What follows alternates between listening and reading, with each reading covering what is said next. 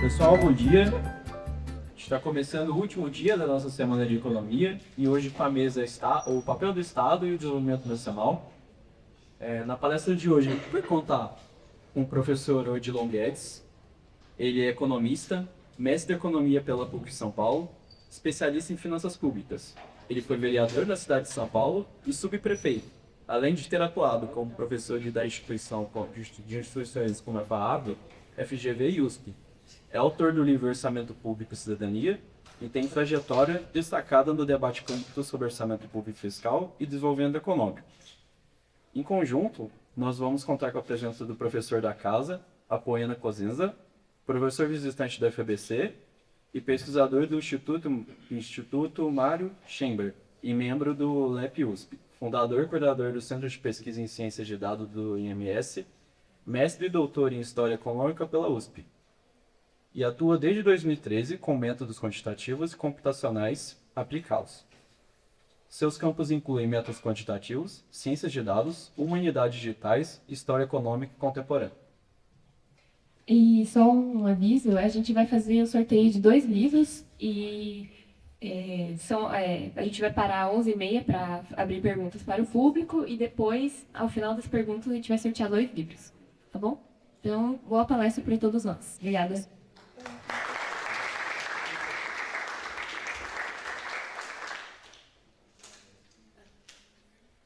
Então, primeiramente, vou chamar a mesa o professor Odilon. Paulo.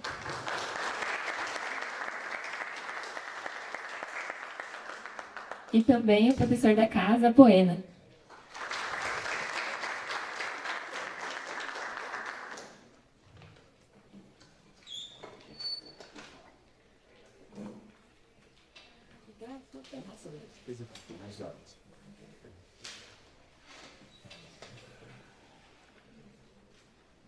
Bom dia a todos. Eu agradeço o convite para poder conversar com vocês aí sobre uma questão extremamente atual e fundamental, que é o papel do Estado na economia, tá? Só para lembrar, o Estado sofreu um ataque enorme aí na época do neoliberalismo, a partir da Margaret Thatcher do Reagan, né? Como se o Estado tivesse que se afastar da economia e da área de planejamento, tá? Você tem que fazer todo o papel você tem que desregulamentar o trabalho, abrir economia, privatizar, tá? Então é um debate fundamental e tem muita desinformação a respeito disso, tá? E o que eu queria ressaltar, antes de começar, é que uma questão mais importante da sociedade humana é a informação, tá? Quem não tem informação é ingênuo, acredita no que não existe. E a gente está vivendo um período desse direto, através das redes sociais, se desinforma totalmente o tempo inteiro. Então nós, tá, principalmente vocês aí, fazem parte da elite do país, quem faz uma faculdade que nem a UFABC, tá certo? Faz parte da elite do país. Nós temos responsabilidade diante da nossa sociedade. Tem que ter informações básicas, tá certo? Quer dizer, quando eu dava trabalho para meus alunos, os professores aqui também devem ser a mesma coisa, você faz um trabalho, tem que colocar a fonte lá, porque se coloca um monte de bobagem sem dizer de onde você tirou, tá? Então essa é uma questão central. Tá? Eu até sempre brincava com meus alunos, menos rede social e mais estudo, pessoal. Vocês são jovens, têm que namorar, praticar esporte, participar da vida acadêmica, da política. Eu comecei a minha atuação, fui candidato a presidente do DA Leão 13 da PUC de São Paulo, fui do DCE da PUC, sempre participei da vida política do país e é fundamental, tá certo? E vocês têm que fazer isso também, têm que estudar. Por isso, e aí não é brincadeira, esse negócio de rede social hoje, o cara perde um tempo brutal, se desinforma, você tem que estudar, tá certo? Para ser um bom profissional. Então eu só queria chamar a atenção nesse sentido aí, algumas questões básicas. E esse tema, como eu falei, ele é fundamental, pessoal, o papel do Estado no desenvolvimento econômico brasileiro, tá? E o Conselho Regional de Economia, ano passado eu fui presidente, atualmente eu sou do Conselho Federal, a gente fez um trabalho legal lá, que tem economistas de várias economista do mercado financeiro, do mercado de capitais, do DIEESE, que é ligado aos trabalhadores. Então, é uma composição extremamente importante, tá certo? E a gente elaborou, inclusive, uma revista com 10 documentos legais que vocês têm acesso. Nós vamos deixar algumas aí, tá certo? E que a gente faz o debate sobre as grandes questões nacionais. E essa questão do Estado é muito também... fui vereador em São Paulo, eu percebi que ninguém sabia nada de orçamento público, que é uma questão decisiva para o país, tá? Isso é que eu vou procurar mostrar o papel do Estado, tá certo? Com dados reais, não o que eu acho. Esse é o detalhe, não é? Tá? Então, vamos lá, tá? Podemos iniciar aí. Bom, então já foi apresentado, tá? Então, veja, a questão do Estado, pessoal, o que a gente tem discutido muito, a gente precisa desideologizar esse debate. O Estado não é de esquerda nem de direita. Quando você fala a questão do Estado, já fala que é coisa de esquerda e comunista, não tem nada a ver. O Estado ele é fundamental para regimes conservadores e para regimes progressistas, isso que eu vou mostrar. E é um debate que vem lá desde o século XVII, tá certo? O Thomas Hobbes, o filósofo, que ele cunhou uma frase que era desde o Império Romano, não foi ele que criou, que ele definiu que o homem é o lobo do homem. O homem é mau, ele fala. Tá certo? É um cara egoísta, se puder, vai lá e toma tudo que é do outro. Então você precisa ter uma instituição que é o Estado para poder controlar isso. Se você deixar sem o Estado, vai ser uma guerra de todos contra todos. Tá? E aí você tem o Rousseau, que ele tem outra visão, que ele fala que o homem é bom, e o Estado tem que estar lá para proteger os bons dos maus. Tá certo? Então, só para dar uma... Logicamente, coloquei aqui muito genericamente, mas é importante vocês terem contato com esses filósofos. Nós aqui, tá, economista, quem vai trabalhar em outras áreas, precisam ter essa formação básica. Isso é muito importante para a nossa profissão. Tá? Então, essa discussão do Estado vem lá desde o século XVII, século XVIII. Tudo bem? Então, não é coisa que inventaram agora. Pode continuar. Então, o que eu falei, governos conservadores e progressistas usam os instrumentos do Estado permanentemente para atingir seus objetivos. Tá? Então, vamos lá ver. Por favor. Então, por exemplo, no caso do Brasil, pessoal, pegando até mais recentemente, desde meados do século passado, o Getúlio Vargas, ele tomou poder a partir da Revolução de 30 e o Brasil, vocês devem ter estudado, aí quem estudou, estava numa crise enorme, com a crise de 29, tá? O café, que era o grande produto de exportação, caiu muito de preço, o Brasil deixou de ter capacidade de importar, porque não tinha mais moeda forte, tinha muito pouco, então o Brasil passou por um processo que era um modelo agroexportador até a década de 30, que era a produção agrícola para exportação, café, açúcar, cacau e outros produtos. Tá? Então, na década de 30, foi uma transição do modelo agroexportador para um modelo de substituição de importações. Então, você passar a produzir internamente o que você antes importava. E o Brasil já tem uma base industrial pequena ainda, mas que conseguiu responder a isso. E o Getúlio foi quem conduziu essa transição, tá? Do Brasil começar a se desenvolver de forma mais organizada e mais profunda na industrialização. Tá? Então, por exemplo, na década de 30 ele avançou muito com o modelo de substituição de importações, lógico que é uma época de transição ainda. Foi quando, por exemplo, os principais tributos passaram a vir da indústria, do comércio, deixaram de ser da agricultura. Você vai mudando as características, o Brasil foi se urbanizando. Tá? E, logicamente, São Paulo, como tinha... O café se desenvolveu aqui, você teve um acúmulo de capital aqui que permitiu a industrialização se dar principalmente no estado de São Paulo. Não é que São Paulo é melhor que os outros, é que aqui historicamente aconteceu isso. Tá certo? Então o Getúlio teve um papel fundamental nesse sentido.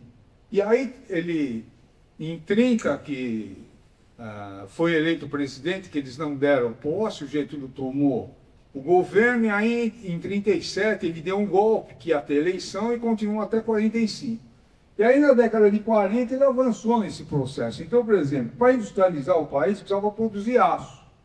Tá? E o Brasil não tinha uma grande siderúrgica de alta capacidade de produção e com alta qualidade. E aí, veja, o Getúlio chamou o setor privado brasileiro para construir a siderúrgica de Volta Redonda, só que o setor privado não quis, porque era muito capital investido e longo prazo de maturação. E empresário, logicamente, no capitalismo quer ganhar dinheiro, ele não quer se arriscar.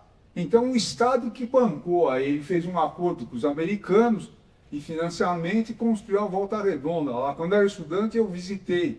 Que é interessante, viu, vocês, a gente visitar alguns tipos de empreendimentos que dão uma noção para a gente do que é. Eu fui visitar lá na faculdade, a Companhia Siderúrgica Nacional, que é enorme, tá certo? Então foi esse trabalho que o Getúlio fez do ponto de vista de implantar a siderurgia no Brasil. E aí, paralelamente, ele fez a Companhia Vale do Rio Doce para produzir minério de ferro, que para fazer aço precisa disso. E uma outra série de indústrias, por exemplo, ele construiu a Fábrica Nacional de Motores, que era um caminhão brasileiro, um caminhão que importantíssimo, era muito conhecido na época, FENEME, a gente falava, FND. Tá? Então, na década de 40, teve foi extremamente importante esse período de transição. Aí o Getúlio, ele é destituído em 45, entra o Dutra como presidente, e aí o Brasil fica num compasso aí, de avançar na industrialização. Aí o Getúlio volta na década de 50, ele se elegeu, até o apelido dele era pai dos pobres, que ele fez uma série de mudanças na área do trabalho, criou a CLT, porque o trabalhador no Brasil não tinha direito nenhum. Aí ele criou férias, registro em carteira, previdência, que muita gente acha que é bobagem, que é fundamental para o trabalhador ter um mínimo de segurança. Então o Getúlio criou o salário mínimo. Então ele teve um papel muito importante do ponto de vista da sociedade. Tá, ele era chamado o pai dos pobres. Ele se candidatou em 50 e ganhou a eleição, tá certo?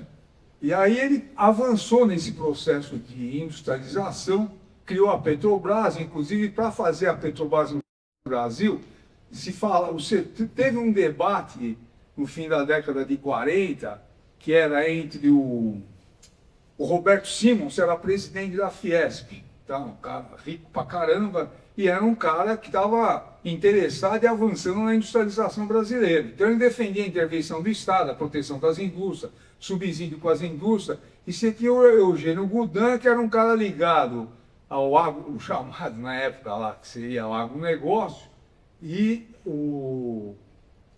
ao capital internacional. Teve um debate enorme, tá, a respeito disso. E aí acabou avançando na industrialização. Então, por exemplo, os americanos falavam que no Brasil não tinha petróleo. Inclusive o Monteiro Lobato foi até preso, porque ele dizia que o Brasil tinha petróleo, etc. Só para vocês verem o nível da coisa que era. Aí teve uma mobilização muito importante da sociedade, o movimento estudantil, a UNE teve um papel importante, o povo na rua para fazer a Petrobras e conseguiram desenvolver.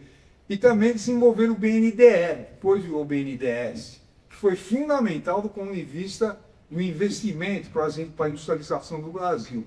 Tá, então foi uma série de ações importantíssimas aí, quando o Getúlio foi eleito na década de 50, aí teve uma crise enorme, esses setores gacionários do Brasil, teve um problema grave, que teve um atentado contra o Carlos Lacerda, que era um jornalista lá, ultra-reacionário do Rio de Janeiro, e nesse atentado para matar ele, acabaram matando um coronel do Exército, do Exército não, da Força Aérea. Aí teve todo um movimento para o Getúlio se afastar do governo, pedir licença. E ele não aceitou isso, ele preferiu suicidar do que se afastar, ser presidente da República. Aí teve tentativa de golpe, aí ele se matou, o povo saiu na rua, quebrou toda a imprensa que acusava o Getúlio, porque ele tinha um respaldo popular muito grande.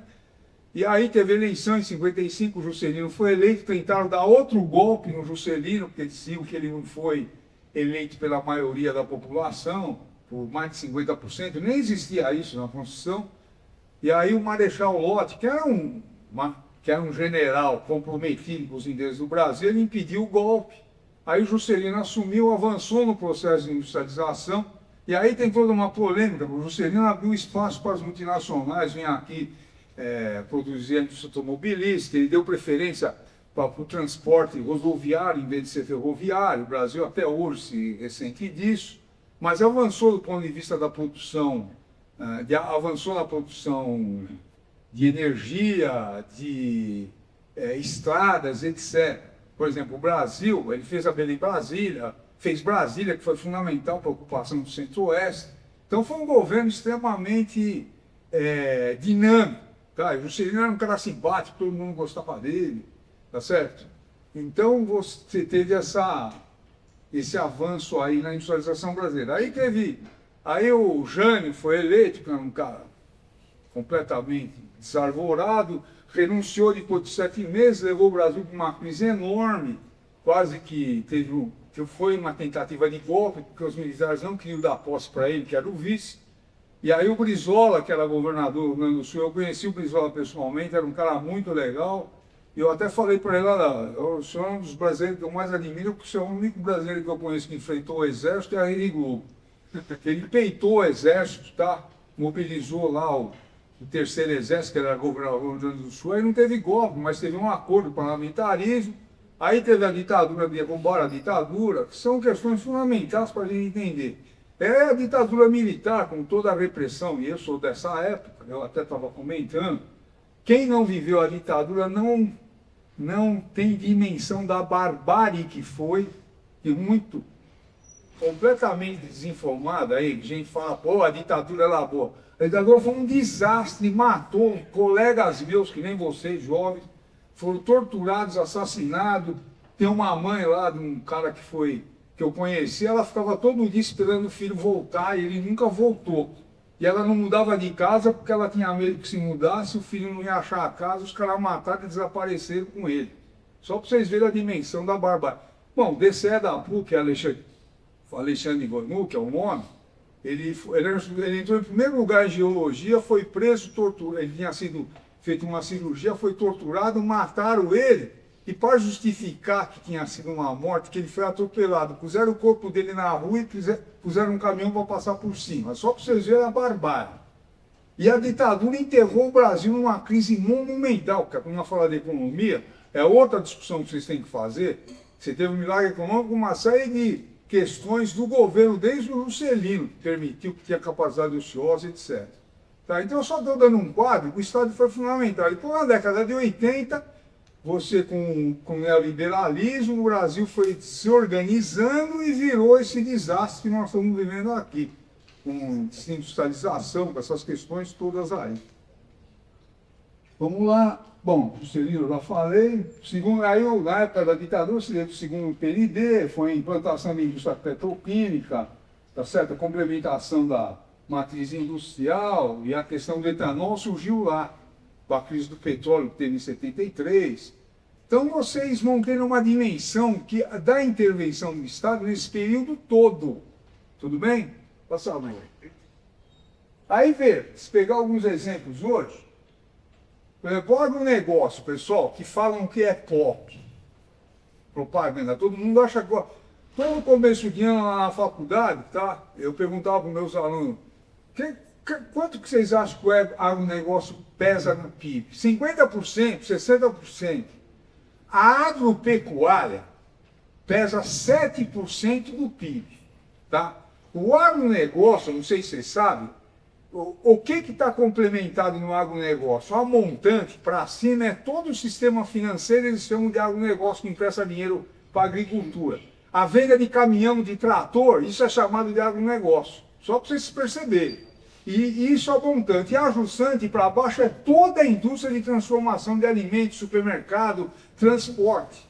Então você tem uma relação da agricultura com a indústria e o serviço, pessoal. Quer dizer, a agricultura e pecuária é 7% do PIB. Agora, a propaganda da Globo, todo mundo acha que o agronegócio vai resolver no Brasil. Tá, inclusive, se der tempo, eu vou falar os dados que saíram do PIB aí, só para vocês entenderem que o agronegócio cresceu 11,7%. Mentira! Tá? Esses dados eu provo. Foi a agropecuária que cresceu 11,7%. O agronegócio é outra coisa. Tá? E todo mundo compra como se fosse o máximo no agronegócio. Tá? Aí você tem, por exemplo, planos. O agronegócio depende, sempre se desenvolveu por causa da Embrapa, que é uma empresa estatal, que faz pesquisa de alta qualidade, que inclusive o Bolsonaro falou que queria privatizar a Embrapa, e a Tereza Cristina, que era ministra da Agricultura, falou que coisa nenhuma é privatizar. Ela era ministra do Bolsonaro e falou que não, porque ela sabe, ela é ligada ao negócio, a importância. E a outra é o seguinte, o plano safra, eu acabei de levantar, na safra 2025-26, o Banco do Brasil vai colocar 500 bilhões a juros subsidiados. Tá? Só para vocês entenderem, pessoal, isso aí você prova tudo, não é? Tá? Como você tem uma desinformação muito grande, a gente compra dado por leve. A Embraer, pessoal, exporta grande parte dos aviões por causa que o BNDES financia. Tá claro? Isso senão não exportava. Ela é fundamental. E a Embraer foi criada pelo Estado brasileiro, foi privatizada. Tá? Estou dando dados reais aí. Aí você pega o BNDES, eu coloquei a criação da Eletrobras em 1954, Telebrás em 72. Por exemplo, a Telebrás tinha um convênio com a Unicamp, eu dei algumas palestras na Telebrás quando era estatal, que o convênio era de altíssimo nível de pesquisa nessa área, pessoal. Os caras privatizaram e acabaram com toda essa pesquisa. Tá? Continua, por favor. E aí, veja, o Estado brasileiro, além de ter um papel fundamental no desenvolvimento econômico, ele tem um papel fundamental na questão de transferência de renda. O Bolsa Família atinge 160 milhões de brasileiros. 160 milhões de brasileiros não tem plano de saúde, pessoal. Onde é que esse povo vai? No SUS. Que é de graça. Onde vocês forem no Brasil, vocês ficarem doentes, você vai ser atendido de graça. Fica doente nos Estados Unidos que vocês vão ver quanto é que vocês vão pagar lá, para qualquer coisa que você vai fazer. Tá certo? Então o Estado é fundamental na questão do SUS. Outra coisa fundamental, mais de 80% de quem estuda antes de entrar na universidade está em escola pública. Tá claro? 95% da pesquisa no Brasil é em universidades públicas ou instituições públicas. Só para vocês entenderem a importância do Estado brasileiro. Tá certo? E aí a questão do programa de transferência de renda, né? 20,4 milhões de famílias beneficiadas com o Bolsa Família, o BPC, 6 milhões de pessoas, aqui está errado, não é de família, ele é individual. Quem pode receber o BPC? É cara que tem mais de 60 ou 65 anos, tá certo? Que não tem nenhum tipo de renda ou que tem uma doença grave. E se ele tiver uma família, a renda média da família é tem que ser um quarto de salário mínimo. Se for mais do que isso, está fora. Tá? Tem problemas que a turma fala, etc. Então vamos resolver os problemas, vamos acabar com esses problemas. Por quê? Porque você pega o debate hoje, o Estado gasta muito, precisa cortar gastos, etc. Precisa saber aonde, tá?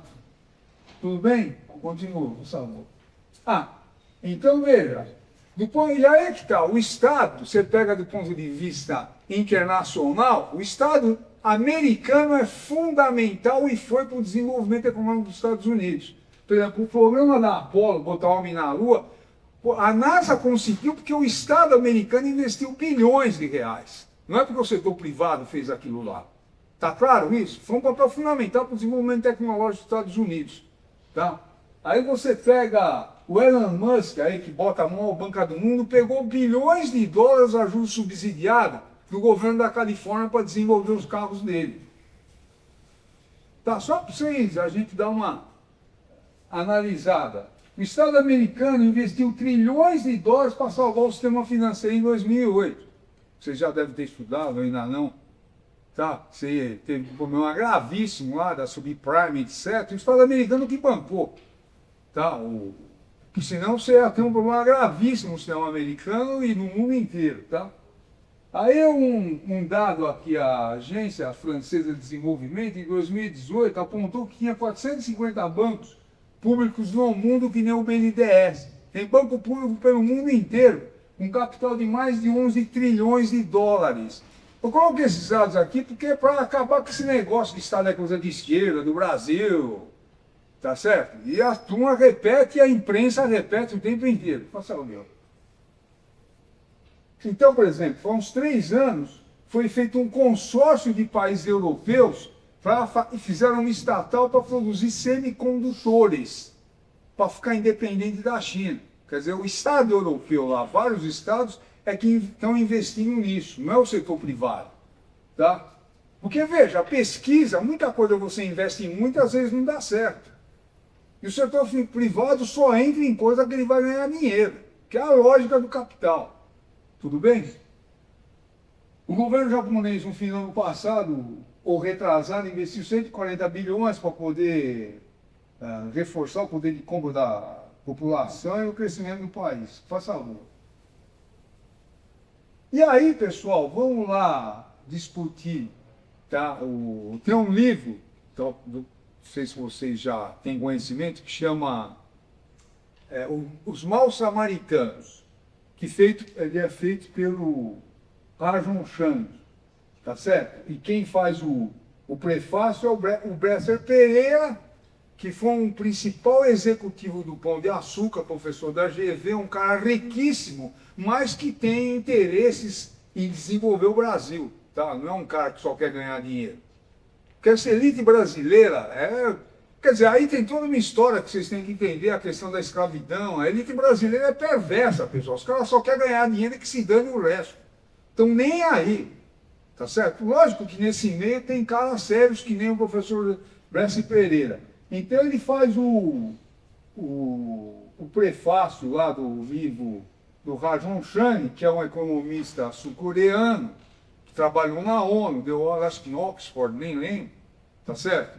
E que esse livro ele mostra o que ele fala basicamente. Os países desenvolvidos, Estados Unidos e outros, depois que eles se desenvolveram, eles falam para nós não fazermos o que eles fizeram. Tá? Que o tempo inteiro os Estados Unidos protegeu a indústria, etc.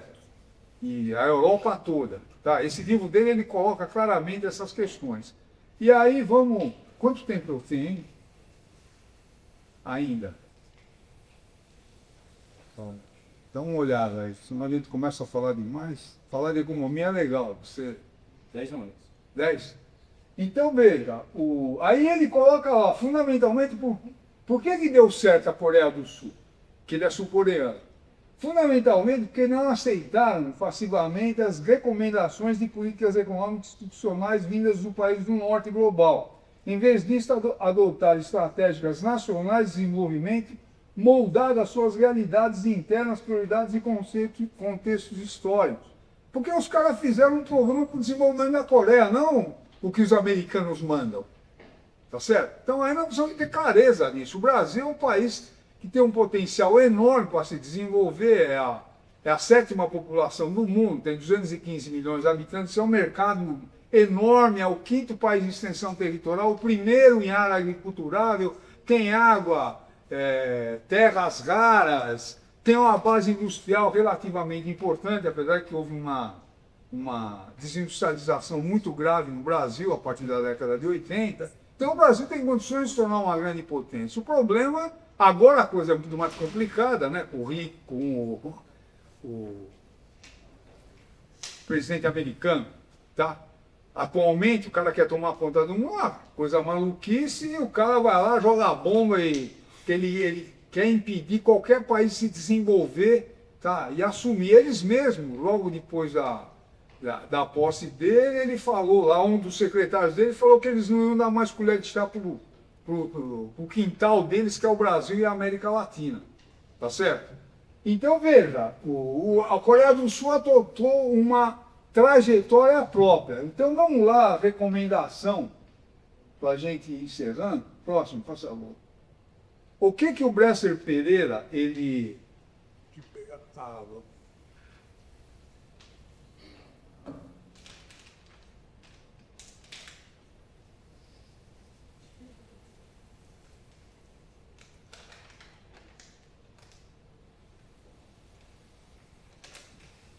Quais as recomendações que o Rajon Chang coloca?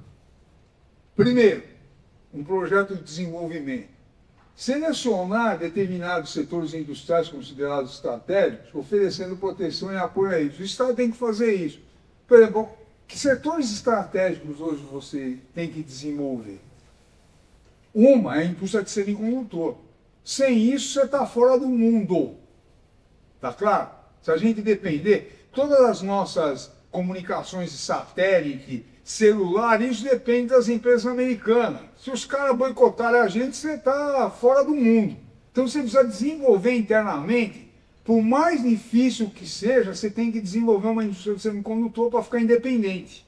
Se a gente não tiver independência, pessoal, a gente está fora do mundo. Então, por exemplo, só para dar um exemplo para o Brasil, além de toda a indústria de fármacos, a área de segurança nacional, tá? O governo o Estado tem que definir isso. E o Estado é que tem a visão geral das coisas, não é o setor privado. A indústria, ela está ligada ao interesse dela. Tá? A indústria, o serviço, tá? O dono do capital não está preocupado com o Brasil, ele quer fazer a indústria dele crescer. Inclusive, quando eu dei aula lá fora, eu tenho o meu ex-aluno aí, tá certo? Eu me lembro que lá na manhã tinha um aluno meu que era dono de um grande supermercado lá. É um cara muito legal, até eu pedi para ele dar uma aula, como é que funciona o supermercado, para a gente não ter tanta noção. Aí eu perguntei para ele, o que você espera dos teus concorrentes? Ele falou, espero que todos entrem em falência. Lógico, pô, o cara quer tomar conta do mercado, tá certo? Essa é a lógica do capital. Então, primeiro o Estado tem que fazer isso, não o setor privado. Tá claro isso, do ponto de vista estratégico?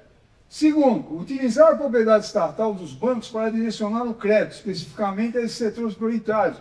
É o setor estatal de bancos que é que vai bancar esses setores, pessoal. O BNDES, Caixa Econômica, Banco do Brasil. Não vai ser o Banco Itaú. O Banco Itaú quer ganhar dinheiro e está na lógica dele, não estou nem discutindo isso. Tá? Então, a segunda questão é essa. A terceira, estabelecer e preservar a presença do Estado em setores nos quais o setor privado inicialmente não demonstra capacidade de atuação. Essa questão aqui, o que é? Aquele exemplo que eu dei do Getúlio, lá da siderurgia. O setor privado não quer participar, o Estado vai lá e entra. Tá? Passar o 4. Garantir e manter controle absoluto sobre os recursos externos, sobre a taxa de câmbio. Porque a taxa de câmbio é um dos preços básicos da economia.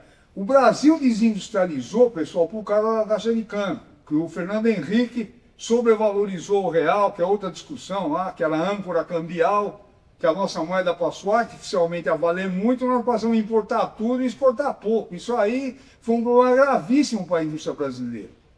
Tá? É uma matéria fundamental da gente entender. Então o Estado é que tem que definir qual é a melhor taxa de câmbio para preservar o desenvolvimento industrial, porque a taxa de câmbio hoje só serve para controlar a inflação.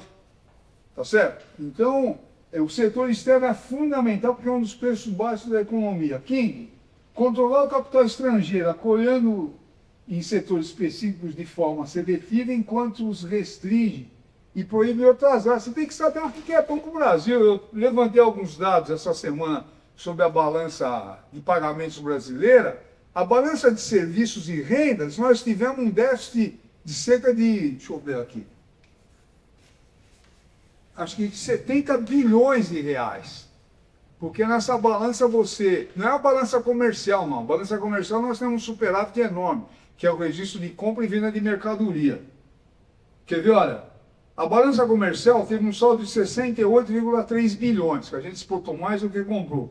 Agora, a balança de renda primária, que é lucros, dividendos, juros, etc., teve um déficit de 81 bilhões de dólares. Tá? É fundamental entender isso aí. Então, nós temos um déficit na estrutura da balança de pagamentos. Agora, por outro lado, teve um investimento direto, entrada de capital internacional no Brasil, 77,7 bilhões de dólares no ano passado. Agora, o capital internacional entra aqui não é porque é casa de caridade, eles botam aqui para ter lucro e mandar lucro para o exterior, é lógico, né? Não tem problema nenhum. Mas você precisa controlar onde eles vão entrar, tá certo? E como administrar isso, que ninguém, viu, está preocupado com isso. E, finalmente, incentivar as empresas nacionais a praticar engenharia reversa, ao mesmo tempo que faziam vista grossa, eles lá, para a Copa e tecnologia estrangeira. O que é engenharia reversa? Você comprou o produto lá da China, dos Estados Unidos, desmontar, ver como é que faz e passar a fazer aqui e não está nem aí. Foi o que a China fez o tempo inteiro, a Coreia do Sul. Então tem possibilidades de fazer isso. Passando. E finalmente, pessoal, aí que eu quero dedicar 2, 3 minutos, depois a gente pode debater, foi uma área, a minha dissertação de mestrado é na área de orçamento público. Eu fui vereador de São Paulo, eu percebi que ninguém sabe nada de orçamento. E ele é o orçamento é o coração do governo. Esse ano aqui, vocês sabem quanto é que é o orçamento do governo federal? 6,1 trilhão de reais. Vem da onde esse dinheiro? E onde é que o governo gasta? Então vocês precisam dominar isso. A área pública é decisiva e tem um mercado de trabalho enorme para os economistas nessa área, que a gente precisa saber explorar. Esse ano passado eu visitei uns 20 municípios do interior, falei com o prefeito, que eu era presidente do sindicato, o presidente de Câmara, e várias entidades mostrando a importância do economista na área pública. O problema é que as escolas não formam economista para a área pública. Fica todo mundo querendo ir para o mercado financeiro, quando você tem uma gama de empregos fundamental para o economista participar, falando exclusivamente aqui dos economistas. Então precisa conhecer o orçamento público. Lá estão todas as receitas que o Brasil, que nós pagamos de tributos às empresas, e nenhuma despesa pode ser feita se não tiver no orçamento público. É o coração do governo e ninguém sabe nada. Então, por exemplo, qual é o orçamento aqui de São Bernardo? Qual é o orçamento do Estado de São Paulo? Onde é que gasta esse dinheiro? A universidade aqui, qual é o orçamento dela? Quanto é que o governo gasta? E aí, fazer corte de gastos, né, para finalizar. Eu fiz um artigo aí, vou ver se eu publico. A turma quer cortar Bolsa Família, é o que fala o tempo inteiro, Bolsa Família, salário mínimo, etc. Agora é o seguinte, os militares no Brasil é o único servidor que se aposenta com salário integral. Se o general ganha 40 milhões quando ele se aposenta, ele vai ganhar 40 milhões no resto da vida. E quando morrer, a viúva vai também receber isso. Vocês, quando se aposentarem, se tiver registro em carteira, o máximo que recebe hoje é R$ 8.400. Você pode receber 20 mil por mês. Logo que você se aposentar, tá certo? Então, veja, o déficit dos... que quem está na previdência normal, que nem eu que me aposentei, é 9 mil por ano para a previdência de trabalhador do sistema privado. Dos militares é 159 mil por ano para cada um. Dá 17 vezes mais, ninguém fala nada. Eu fiz esse artigo que eu fiz, a maior parte dos militares se aposentam de 42 a 48 anos de idade, pessoal. Pensam nisso. O cara vai se aposentar, viver mais 50 anos e nós aqui pagando a aposentadoria dele. Então isso aí, tem que cortar dinheiro desses caras aí, ninguém tem peito. E a outro Poder Judiciário, que o máximo do salário de servidor público é o dos juízes do Supremo, é 46.300. A maioria absoluta dos juízes recebe mais de 68 mil por mês. Além de penduricário, que é um debate que está na imprensa, o cara recebe às vezes 1 milhão no mês. É um escândalo. Aí os caras falam que precisa fazer corte. E aí, já extrapolei meu tempo, último dado. O governo gasta demais. O déficit primário, o ano passado, o que é o déficit primário? A arrecadação do governo menos as despesas sem computar os juros. Foi 50 bilhões. O déficit nominal, que aí você coloca o pagamento de juros, foi 1 trilhão e 7 bilhões. O Brasil pagou ano passado cerca de 1 trilhão de juros. Você acha que uma economia que dá 8, 9% do PIB vai para frente pagando isso de juros? Isso é uma maluquice total e que ninguém discute. Porque quem manda hoje na economia e na política é o setor financeiro. Então essas são algumas questões centrais, aqui alguns elementos básicos para vocês se interessarem, estudarem, que é fundamental para o país. Muito obrigado.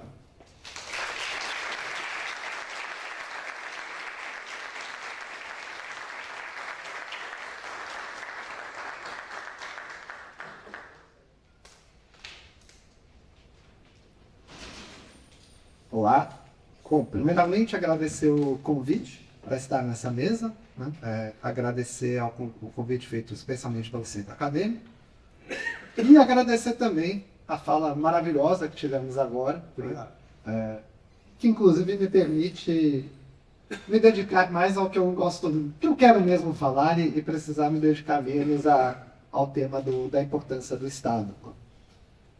Bom, quando eu fui convidado, eu cometi uma gafe, mas eu vou continuar nela, né? Eu revelei que eu gosto muito de ser convidado para atividades, né, de palestras assim, porque me permite ser mais radical do que eu sou em aula. Em aula a gente tem que ter um certo tom mais moderado. E para os meus alunos agora devem estar pensando, essa era a versão moderada dele? Pois bem, então agora eu vou colocar aqui, enfim, minhas manguinhas de fora. Gostei muito do tema desse congresso. Brasil, qual é o teu negócio? Depois tem um subtítulo aqui, decisões que moldam o rumo econômico, que estraga um pouco a pergunta anterior. A pergunta sem o subtítulo estava melhor. Porque essa pergunta ela tem um quê de provocação que indica que existem negócios escusos por trás do que a gente vê. Então eu vou brincar aqui de trabalhar um tema que me foi pedido, que é eleições, orçamento e economia, pela essa ótica de que há negócios escusos, certo? E aí eu vou fazer uma indiscrição, que é de atropelar aquela apresentação que foi feita sobre o meu currículo, aquele é meu currículo civil. Hoje quem está falando aqui não é o Apoena civil, é o Apoena militante. Então eu vou comentar sobre o meu currículo militante, que, bom, a quem de direito, eles já têm esse registro muito bem, então não vejo problemas em falar publicamente. Bom, eu comecei minha militância política próximo ao PSDB, tá, gente? Muita gente não sabe disso. De 2003 até 2006, eu militei junto à juventude no PSDB. Eu migrei para a esquerda entre 2005 e 2006, após o veto do Alckmin à elevação dos gastos para a educação, o que me fez me afastar daquela corrente política. E passei uma longa trajetória de radicalização no meu processo político.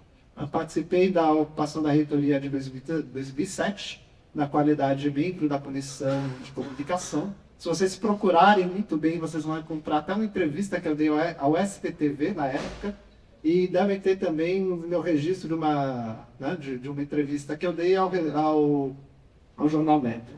Está na internet também. Participei da ocupação simbólica da Faculdade do Largo de São Francisco, que tinha sido acordado com a diretoria, e mesmo assim fomos expulsos da faculdade. Naquela ocasião, inclusive, tive uma arma apontada para minha cabeça, né, 38, por um policial, que acelerou minha radicalização no processo, certo? Me juntei ao PCB, no qual eu militei durante 3 anos, até 2010. Fiz parte da comissão de formação do PCB, ajudei a formular algumas cartilhas, né, de formação, alguns manuais.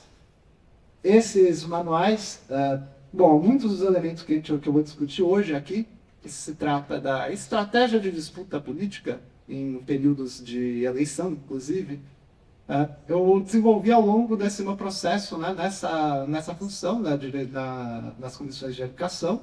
Cheguei à função de membro do Comitê Central da Juventude Comunista, rompi com o PCB em 2010 e 2011 por uma diferença de leitura sobre a realidade, ajudei a montar uma organização da qual eu saí brevemente também, quando eu apresentei a leitura que o Brasil estava próximo a ter megas manifestações e que a gente deveria se preparar para a possibilidade da direita se aproveitar dessas megas manifestações para atuar contra o governo. Foi uma leitura única, me acusaram de estar querendo marcar data para a Revolução, então eu saí da organização, porque, enfim, não vejo muito sentido um revolucionário não querer marcar data para a Revolução. Né? Enfim. Então essa é um pouco minha trajetória. Tem mais coisa, não, eu continuei atuando na esquerda depois disso, participei da elaboração de um relatório sobre composição do Congresso e provável composição de 2017 para 2018, onde a gente apontava a possibilidade de Bolsonaro vencer a eleição a mais forte. Esse relatório foi das ferramentas utilizadas para fomentar o atual modelo de coligação partidária. Tá? A partir de 2020, eu comecei a me aproximar mais da atuação na área da saúde, me afastei de outras pautas, e atualmente atuo muito na defesa das políticas de imunização, certo? Atuo mais hoje no campo da vacinação, mas, enfim, continuo atuando politicamente, né, nesse campo. Se vocês forem procurar no Instituto Mário Schember, há um relatório que foi divulgado uma semana antes de serem divulgados os Twitter Files contra o Alexandre de Moraes. Uma semana antes, a gente estava montando nos nossos relatórios uma mudança de perspectiva dos robôs como reorganização para o ataque político, certo? Então, eu estou falando tudo isso, não é para autopromoção, é só porque, bom, o que eu vou falar é por esta ótica. Então, quando a gente fala qual é o teu negócio, e você pressupõe que tem algum negócio excluso, esse negócio excluso é pela ótica de alguém, certo? Então, a ótica que eu vou chamar esses negócios exclusos é por essa ótica que, bom, é de um militante comunista de carteirinha, certo? Vamos deixar isso claro. Então, se defendam contra essa minha ótica, certo? Ponderem quanto a isso. E vamos direto, então, à minha fala. Bom, primeiro eu vou falar da caracterização do problema, que é essa relação entre economia, eleição e Estado. Né? Quais são os problemas que a gente enfrenta nessa relação? E, em seguida, vou trazer elementos para reflexão, certo? Vou trazer algumas ferramentas que podem ajudar aqueles interessados a interpretar a realidade, e que tem me ajudado, pelo menos, a ter uma boa taxa de acerto e criar boas estratégias para intervenção na realidade. Bom, a caracterização do problema principal, a gente pode resumir em 3 grandes pontos quanto a essa relação entre Estado e política. O primeiro, que é o mais comumente apontado, é que nos anos eleitorais é comum que seja utilizado a máquina estatal, certo? Para manipular a opinião da população, e com isso você tem sérios desastres econômicos, né, na vida da população. É o chamado estelionato eleitoral, certo? Esse é um dos problemas. Vou começar por ele. Estelionato eleitoral, nós tivemos pelo menos 3 grandes estelionatos eleitorais significativos no Brasil, e que tiveram, bom, e que as consequências sociais foram enormes, e que a gente viu a população indo na rua em resposta a esses estelionatos eleitorais. Por que isso é muito importante? Porque esses momentos que a população percebe que foi enganada são momentos de porte virada política. Você nunca sabe o que vem depois, certo? Quer dizer, a gente pode saber, mas não é fácil. O primeiro deles, desde a história da democratização, começa já com Sarney. O plano cruzado,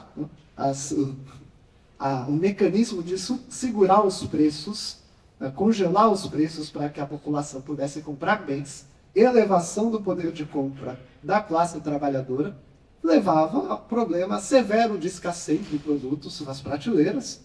O plano também tinha alguns problemas de consecução, certo? Ele mantinha uma estrutura que beneficiava ainda algumas políticas inflacionárias, especialmente pela classe dominante, mas também algumas que favoreciam a classe trabalhadora. Essa política foi tão eficaz em termos de ganhar o apoio popular que, às vésperas da eleição da Constituinte, Sarney tinha 72% do apoio da população. Certo? 72%. O Sarney. A Constituinte foi marcada por uma grande presença do PMDB como consequência disso, né? De deputado do PMDB. Passada a eleição, imediatamente entra o Cruzado 2, que todos nós sabemos que foi um ajuste liberal, né, do plano anterior, que liberou os preços, e o desastre econômico foi imediato, entrou-se num clima de guerra no país. Por que essa parte não é tão comentada, né? O país entrou em clima de guerra civil, gente. A gente esquece que houve pelo menos 2 tentativas conhecidas de atentado contra o presidente. Uma que é o chamado picaretaço, quando seu ônibus presidencial foi cercado por cerca de 1.000 militantes, né? Foi lançado uma picareta contra a janela onde estava o presidente Sarney, e ele se feriu, né? Nada muito grave, mas, enfim, de qualquer modo, um atentado. E uma tentativa de sequestro de um avião como parte do plano para o assassinato do presidente, que também foi, enfim, ela foi impedida. Também temos o famoso badernaço de Brasília, que a população saiu nas ruas para protestar contra o aumento de preços e terminou com, enfim, carros da polícia sendo queimados, clima de guerra civil. Temos outro grande estelionato eleitoral realizado na época do Fernando Henrique Cardoso, certo? Entre o seu primeiro mandato e o segundo mandato. Estou falando da manutenção da âncora cambial para ganhar o apoio da população, para garantir o direito à reeleição. A gente esquece disso também, que o Fernando Henrique foi o primeiro beneficiado da política de alteração mesmo da estrutura política brasileira, que passou a permitir a reeleição para cargos executivos presidencial, especialmente, né? Mas, enfim. E, para garantir a sua alta votação, ele manteve a política de âncora cambial, mantendo o dólar muito próximo a R$1, certo?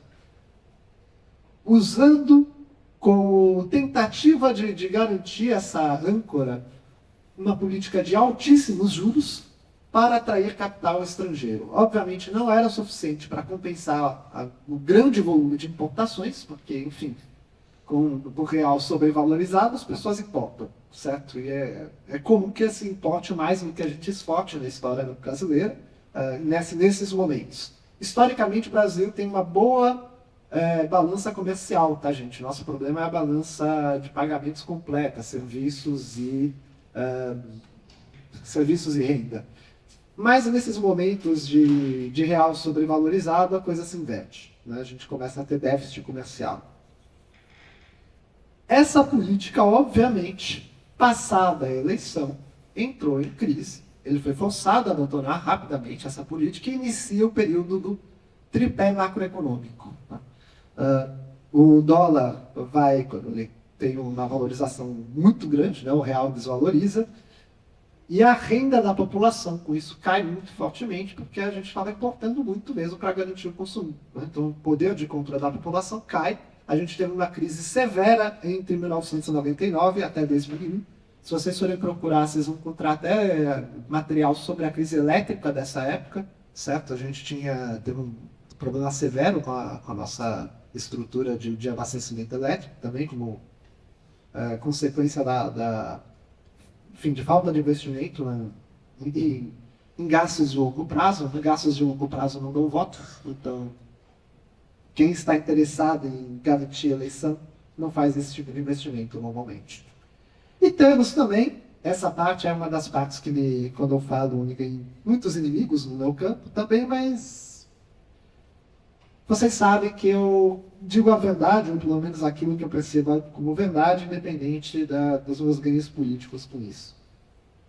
Temos também um estelionato eleitoral realizado no final do primeiro mandato da Dilma, para o Dilma II. Entre 2013 e 2014 já estava muito claro que havia uma crise econômica mundial para o terceiro mundo se desenvolvendo como consequência da mudança de política na China, que reduziu gravemente, né, o seu crescimento planejado para os anos próximos, para os anos vindouros, e como consequência a demanda por commodities, todo mundo já sabia, ia cair muito. O PIB nominal mundial entre 2014 e 2015 caiu, tá, gente? Isso é uma coisa que vocês não vão achar por aí, que as pessoas não costumam falar, mas houve uma grande crise mundial do terceiro mundo, que a gente chama de sul global. Não gosto desse termo, porque sul global envolve China, né? E aí, quando a gente envolve a China, fala, o sul global esteve em crise. Não teve. A China não está. E a China é a maior economia do sul global, então se a China não está em crise, né, não tem crise. Então, pois bem, fui avisado que eu já gastei metade do meu tempo aí, então eu vou acelerar. Mas, pois bem, estava muito claro que ia ter a crise. Houve uma escolha no governo de afirmar que não tinha crise, continuar com a mesma política de gastos, afirmar que iria realizar uma política de gastos anticíclica, se fosse necessário. Né? Mas quando a gente observa a rigor, o governo Dilma se caracteriza por uma política pró-cíclica. Ela gastou mais no seu primeiro mandato, no Dilma I, em termos de investimento, e assim que ela foi eleita, em parte como resposta ao avanço da direita imediatamente, o governo o segundo governo inicia em crise, ela realiza uma série de políticas econômicas contrárias àquilo que havia sido indicado na sua propaganda eleitoral. Então, adota uma política econômica de direita, né, uma economia de contenção de gastos no momento de crise. Obviamente, ela perdeu o apoio popular nesse momento e a gente sabe a consequência dessa perda de apoio, como permitiu que o governo caísse. Né? No processo que, enfim, há quem chame de impeachment, eu prefiro chamar de golpe, uma vez que o maior beneficiado dele, que é o Michel Temer, admitiu no Roda Viva, né, que se tratava de golpe. Então, uso as palavras do presidente interino da época para descrever, foi o que permitiu o golpe contra Dilma. Bom, temos também outro problema dessa relação entre eleições e política econômica, que é a constante guinada do espectro político à direita. Né? A cada ciclo eleitoral que passa, a gente observa que a direita vem se tornando mais radicalmente de direita, inclusive com aspectos abertamente fascistas em algum momento, com uma mistura entre um liberalismo radical e um conservadorismo político muito grande. Né? E a esquerda aparenta se tornar cada vez menos a esquerda, certo? Se a gente for observar o principal partido que a gente tem da esquerda hoje, que é o nosso governo, né? O Partido dos Trabalhadores, a cada ciclo eleitoral ele aparenta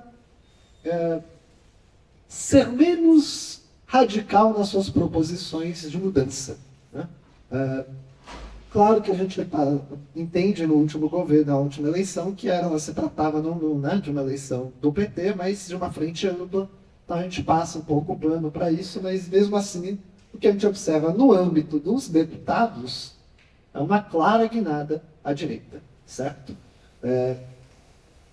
Ainda, a gente observa a cada ciclo econômico no Brasil, certo? A gente tem os chamados ciclos de Juncker, né, que são os ciclos de 7 anos, que é o período de maturação do capital industrial. A cada período de 7 anos, mais ou menos, a gente vê iniciado no Brasil um novo ciclo caracterizado por políticas menos favoráveis para os investidores nacionais, certo? Cada ciclo a gente tem menos investimento nacional a rigor, proporcionalmente, e um papel de firmas multinacionais crescentes. Né? O que, obviamente, caracteriza um fortalecimento, dentro de uma ótica leninista, do imperialismo no Brasil. E mesmo a ideologia social, que se torna uma consequência desse processo eleitoral, e que é aquilo que vai ter maior impacto no longo prazo na reprodução dos parlamentares, né, que é como a população percebe a sua filosofia de vida material. Né? Isso é a ideologia social, que é quando a ideologia de uma classe ela se espalha por toda a sociedade. Né? A ideologia de classe se torna uma ideologia de toda a população. Bom, o que a gente observa é que cada ciclo a gente tem um avanço de uma ideologia ultra-individualista. Não só na direita, mas também na esquerda. A nossa esquerda ela está cada vez mais ultra-individualista e propensa a pensar pequenos problemas setoriais e menos os grandes problemas nacionais, os problemas que perpassam esses múltiplos aspectos da sociedade. E cada vez mais há uma tendência de fortalecimento das lideranças locais, certo? É desse ultra-individualismo. é um pastor de uma igreja, é alguém que coordena uma ONG, há pequenas organizações políticas que existem em pequenas faculdades, né, ou nas escolas, ou enfim, né, organizações que se multiplicam com programas fratricidas na esquerda, e na direita a gente vai ver o fortalecimento de um mesmo grupo político em termos de ideologia, né, conservadora.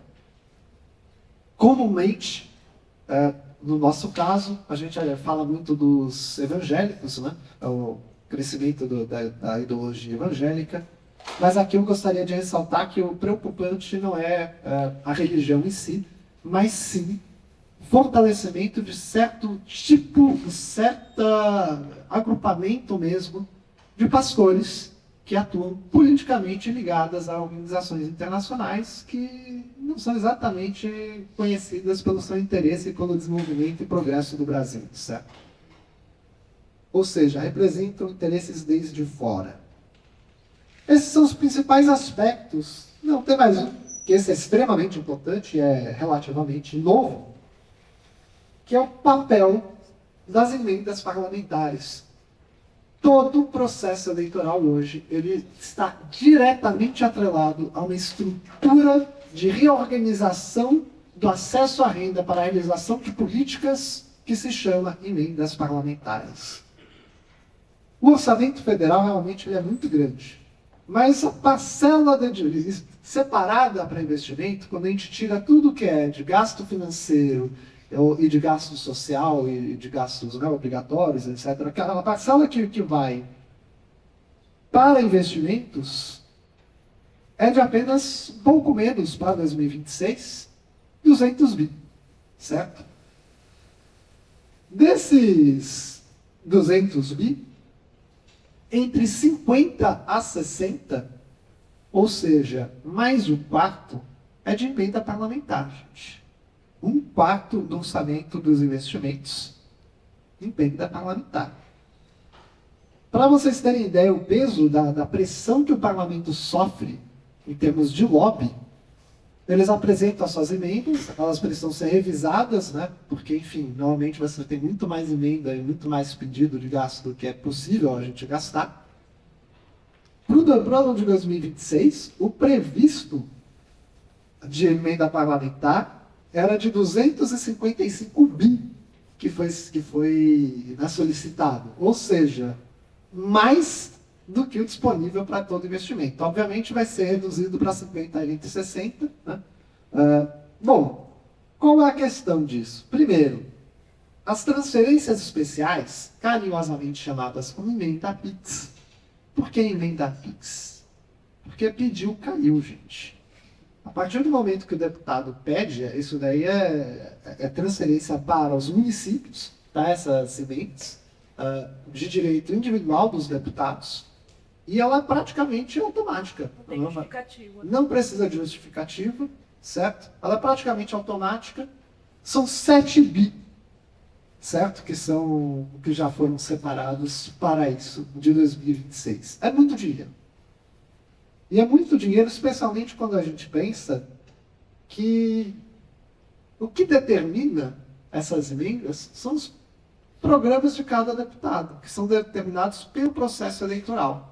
Gente, é só olhar como são as câmaras por aí, sejam as estaduais ou principalmente, né, a nossa Câmara Nacional, que a gente vê quem é que está sendo eleito e, portanto, quais são os tipos de políticas econômicas que vão ser apoiadas, quem que vai receber verba, etc. Além disso, há um outro problema.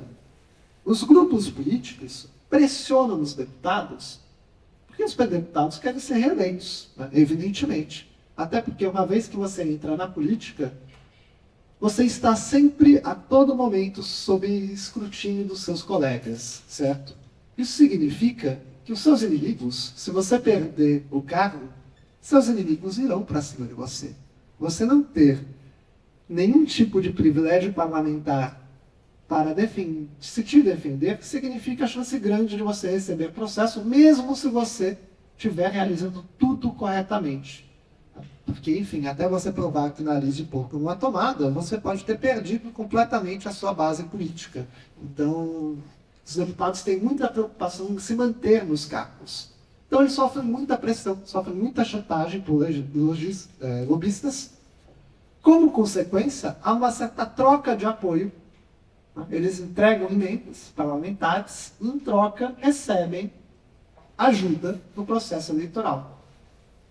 Obviamente, cada ciclo que passa, isso só pode tornar o direcionamento de verbas públicas cada vez mais para os interesses privados, longe dos interesses da população no geral. Bom, que mais? Sobre as emendas, eu acho que é isso. E eu entro agora no ponto que eu acho mais interessante aqui, que são alguns elementos que a gente pode utilizar para interpretar essa realidade. Vou dar uma aceleradinha. Bom, do ponto de vista leninista, a gente tem algumas ferramentas que podem ser muito úteis para interpretar esse jogo que ocorre de interesses na disputa política e econômica da sociedade. O primeiro conceito, vou utilizar 3 conceitos fundamentais, tá? Que vão ser os de fração de classe, o de correlação de forças e de formas de luta. O primeiro é a fração de classes. Para a nossa leitura, as classes sociais, elas, dentro dessa leitura marxista-leninista, têm um significado muito específico. A classe social não diz respeito ao seu nível de renda, ela diz respeito à sua inserção no sistema econômico, especialmente a sua inserção em relação aos meios de produção. Ou seja, se você é proprietário ou não, dos meios de produção. O que isso quer dizer? Do ponto de vista dos interesses econômicos, quem é proprietário dos meios de produção vai defender sempre que os trabalhadores recebam menos e trabalhem mais. E quem é trabalhador e não é proprietário de meio de produção vai, em geral, querer trabalhar menos e receber mais, certo?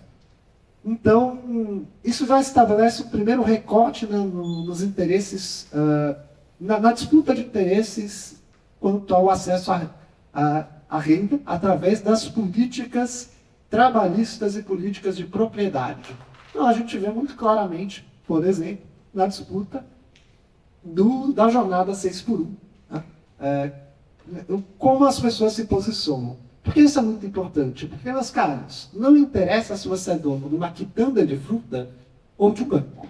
Do ponto de vista do seu interesse de classe, ambos vão ter o mesmo, que é o trabalhador receber menos e trabalhar mais.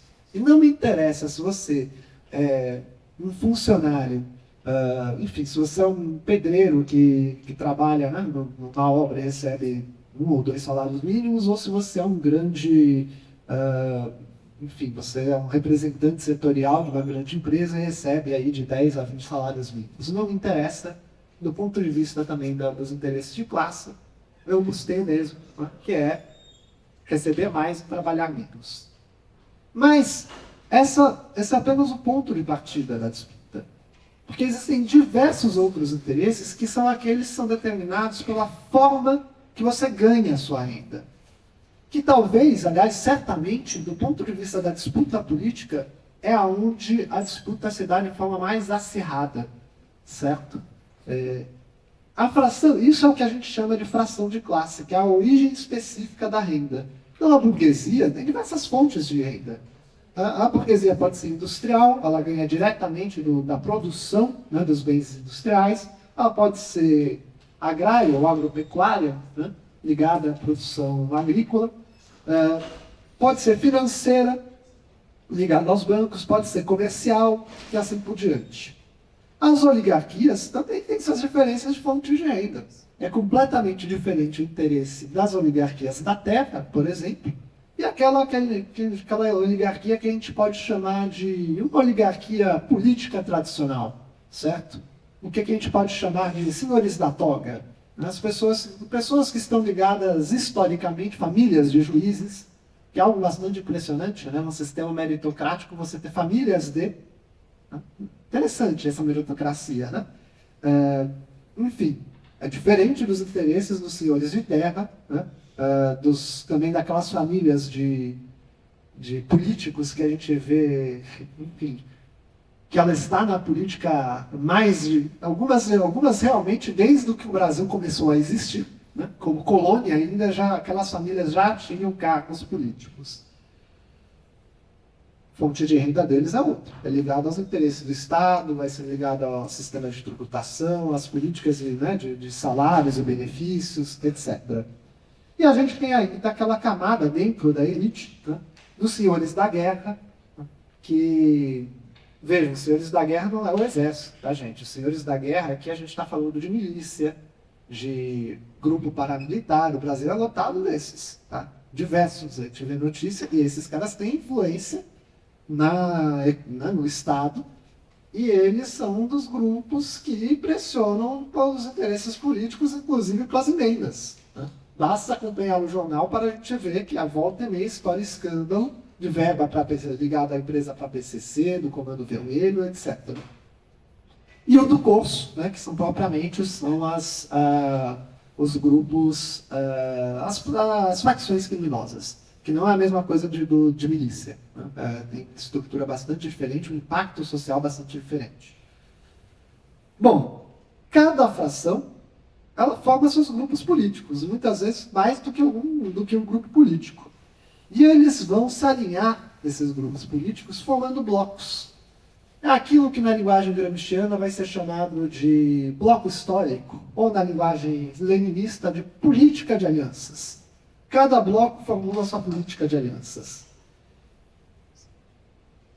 E essa política de alianças, ela vai ter, né, esse grupo de alianças, essas grandes alianças vão ter quadros, né, políticos e teóricos que se apresentam como seus representantes e eles podem ser localizados e acompanhados. Vocês podem verificar como esses representantes, inclusive lobistas, tá, gente? Alguns lobistas são conhecidos por nome e quem lê jornal poderá verificar os nomes desses lobistas.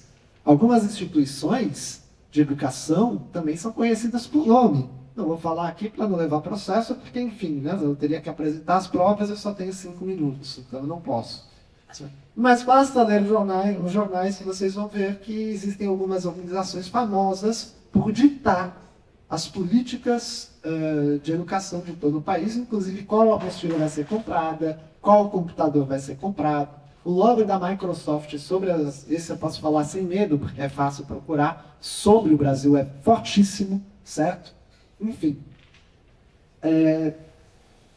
Falar agora sobre a correlação de forças. Então, a correlação de forças, para a leitura da leninista, é tudo o que existe. Não existem direitos nem liberdades. Existe a correlação de força. Você pode o que a força política do seu grupo permite você fazer.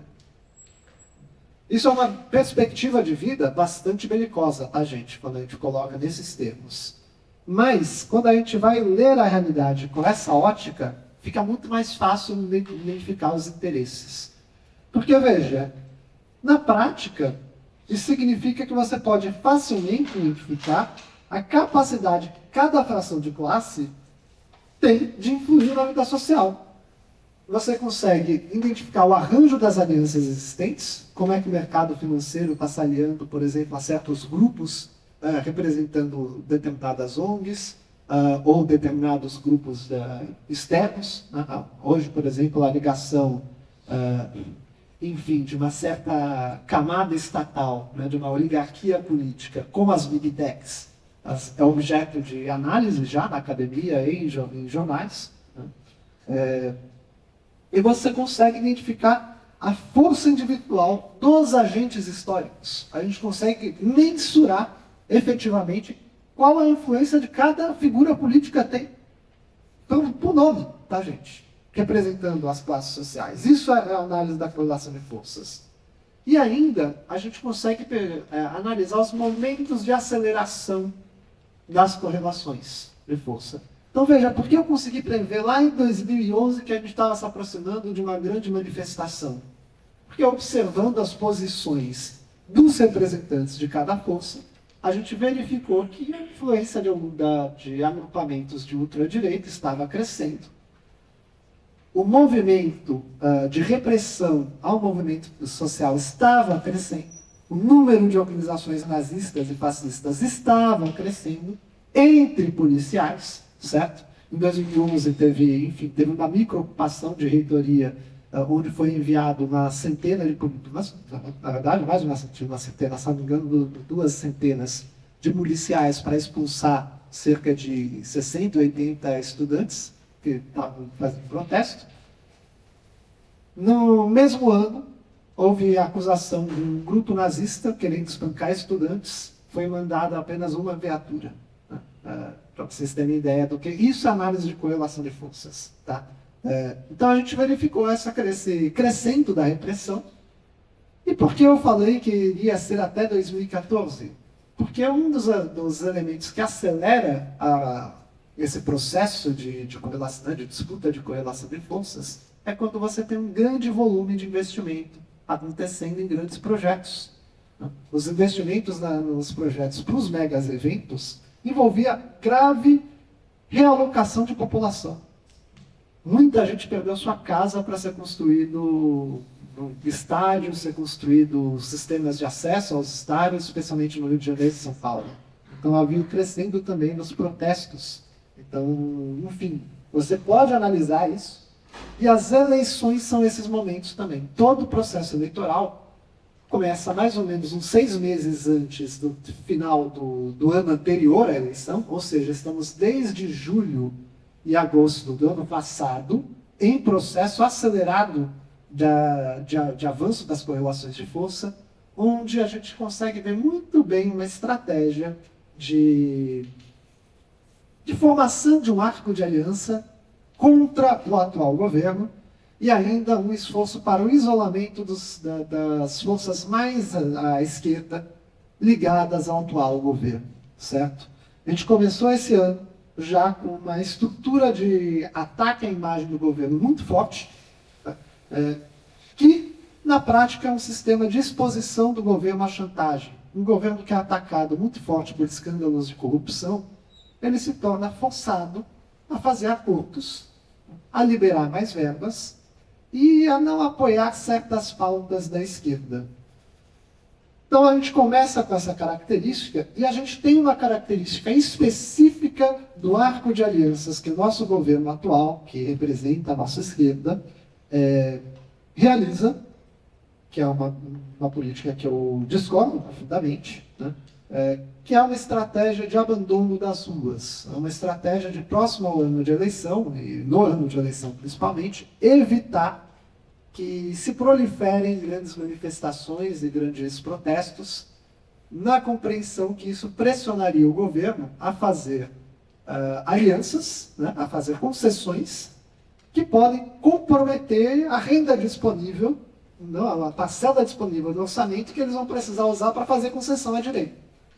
Então, para não prejudicar demais, e não ter que ter gasto demais, que energia demais, que ele não tenha, né, disponível para gastar, é melhor não ter grandes manifestações que possam sujar a imagem do governo.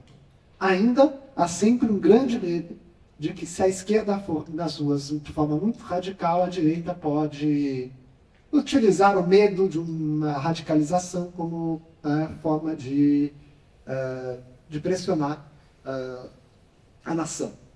Veja, isso significa, essa estratégia, esse arranjo que a gente tem visto já há alguns ciclos eleitorais, a gente tem visto realmente a cada processo uma capacidade de formação de arco de alianças forte com núcleo de esquerda cada vez menor.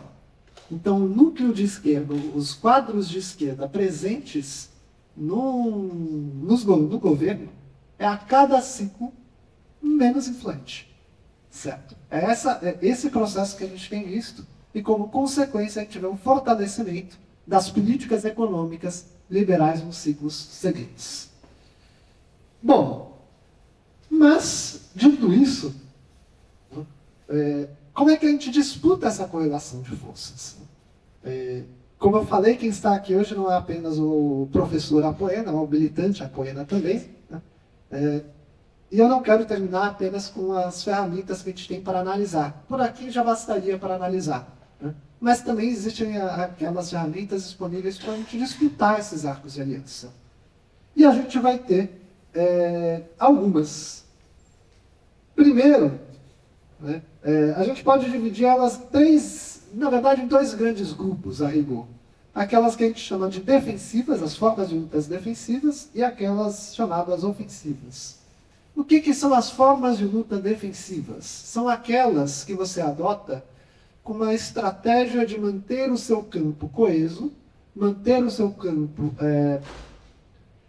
com uma unidade de ação, certo? Uma certa unidade de pensamento e capacidade de resposta. Estou falando, por exemplo, de realização de reuniões, palestras, debates, produção de revistas, de jornais, blogs, YouTube, etc. É tudo aquilo que nos permite passar, de certa forma, a nossa visão, mas nesse intuito de consolidação de posição, certo? Por exemplo, a organização da Semana de Economia, no contexto em que o debate franco sobre as questões da política econômica não é desejado, certo? É esse o quadro que a gente vive hoje, da pressão da ultradireita.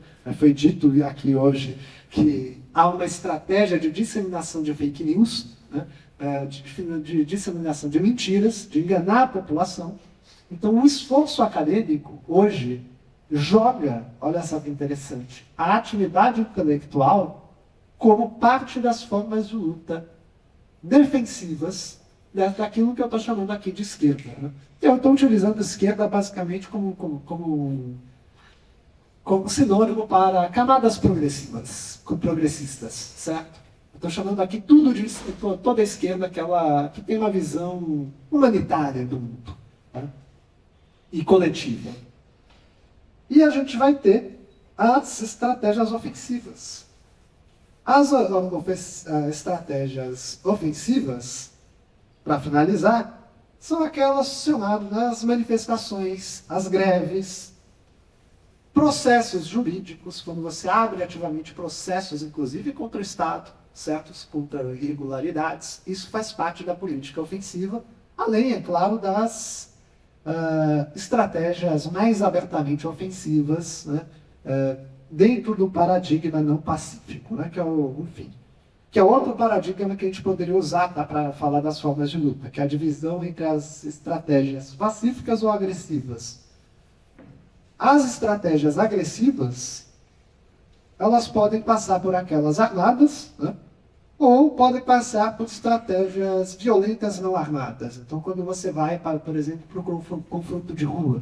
Então, quando a gente teve em 2014, quando os grandes protestos, né, começaram a diminuir o volume, na verdade, já em 2013, vamos ser mais sinceros, quando a gente começou a perder o controle dos processos em 2013, quando ela começou a ter ações no meio dos processos, expulsando partidos de esquerda, de protestos que historicamente eram tocados, protestos contra o aumento da passagem, que eram historicamente tocados por anarquistas e organizações de esquerda, fortemente condenados por anarquistas, tá? Esses protestos, eles foram fortemente expulsos das manifestações de 2013, e passou-se a adotar na esquerda, por algumas organizações, eu não posso dar detalhes porque eu não fiz parte desse movimento, né? Então eu não sei exatamente como se deu, mas algumas organizações adotaram a estratégia de adotar a estratégia de black bloc, né? De ser violento mesmo na rua, puxar quebra-quebra, tacar a pedra em banco, para forçar um confronto com a polícia e com isso criar um clima que era impossível você ser de direita e estar nos protestos. Essas organizações, elas atuaram ativamente entre 2014 e 2015, até o famoso caso, né, da morte de um jornalista da Band. E aí começa o processo de enquadramento dessas organizações como terroristas, certo? A gente deve lembrar que a Sininho, né, que, enfim, esse não era o nome dela, né, na verdade esse era o apelido dela, e que ela foi fortemente utilizada, ela foi drasticamente utilizada como bode expiatório, para finalizar, que eu acho muito importante para entender a importância de a gente localizar até a estratégia das formas de luta adotadas em cada momento, né? Ela foi... Ela chegou a ficar na clandestinidade com recompensa sobre a cabeça dela, gente, no governo Dilma, certo? Vamos lembrar disso. Quando isso ocorreu, esse movimento foi desmontado. Teve muita gente que foi presa e o movimento foi efetivamente desmontado. Parou a atuação dos black blocs na rua. O que começou a acontecer, a partir de então? Onda de protestos contra o governo Dilma pedindo o impeachment, certo? Então há uma relação da forma de... a derrota da forma violenta de protesto por força do Estado, certo? Tudo bem que após uma tragédia que não deveria ter acontecido, foi, enfim, uma tragédia, né?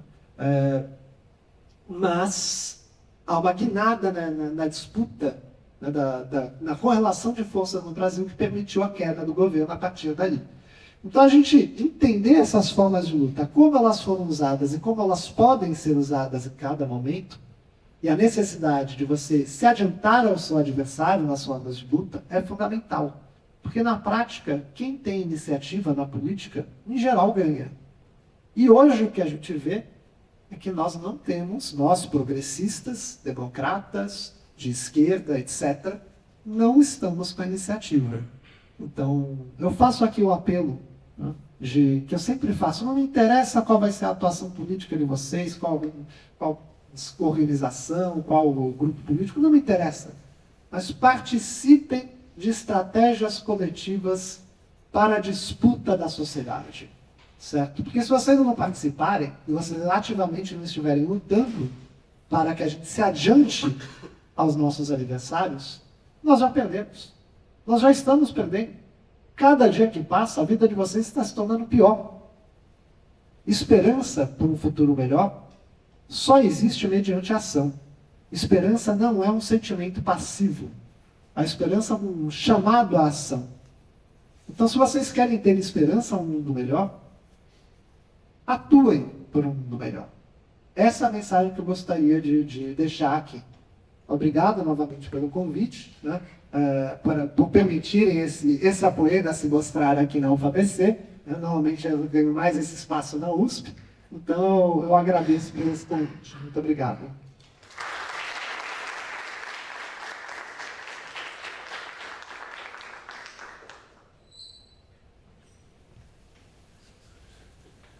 A gente vai ter uma rodada de perguntas, então quem quiser fazer pergunta levanta a mão e depois a gente tem um sorteio de livro.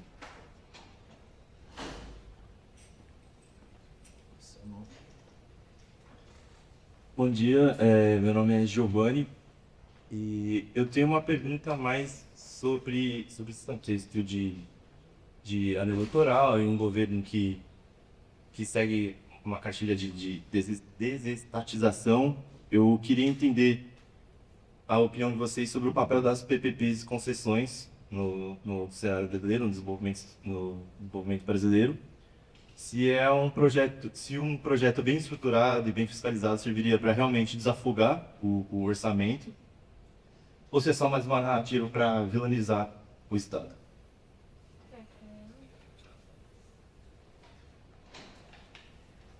Bom dia, meu nome é Gabriel Farias.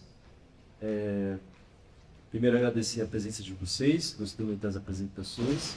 E aí eu queria que vocês comentassem um pouco mais sobre a importância do planejamento a longo prazo, né?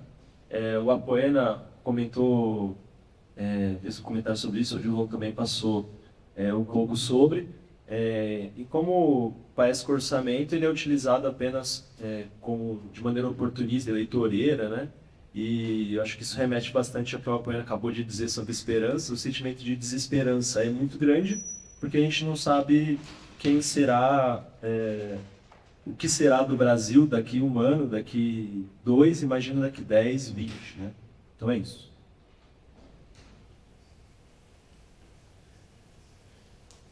Bom dia, professor Yuri, gostaria de agradecer os dois pelas falas, né? Agora a minha pergunta é, nessa conjuntura atual de insegurança e conflitos militares no mundo inteiro, e o começo de uma, não o começo, né, mas uma hostilização do Brasil nesse contexto, qual que seria, né, da opinião de vocês, as formas de garantir a segurança nacional do Brasil com os desenvolvimentos, sendo que nós temos vários problemas estruturais, tanto na alocação de recursos, quanto na forma de organização do nosso exército.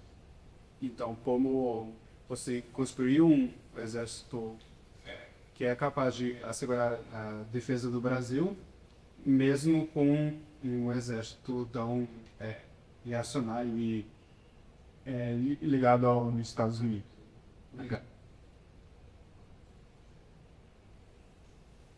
Bom dia. Na primeira apresentação foi exposto o papel importante do BNDES, né, para o desenvolvimento do país e para a industrialização. E hoje o papel do BNDES, muito na onda de essa esquerda que vai se tornando cada vez mais de direita, vem se tornando auxiliar das privatizações e concessões, né? Porque uma concessão que dura 50 anos e é sempre renovada é uma privatização. Então, como vocês veem esse papel do BNDES, né, entre o que ele deveria ser e o que ele era efetivamente dentro dessa correlação de forças? Bom. Denis.